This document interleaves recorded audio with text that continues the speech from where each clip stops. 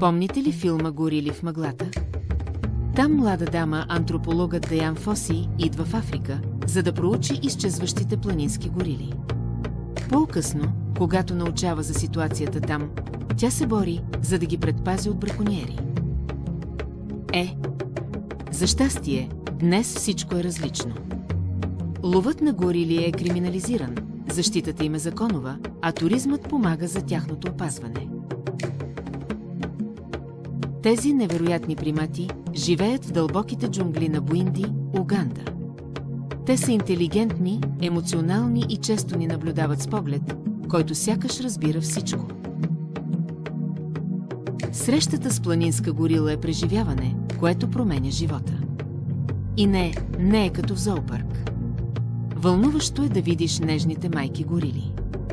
А срещата с огромния мъжкар Силвърбек е момент, в който ще настръхнеш. Това е вълнуващо навлизане в техния свят, сред мъглата, зеленината и уважението. Ugandan Travel Agency ви води точно там. В сърцето на джунглата. С грижа към природата и с любов към живота.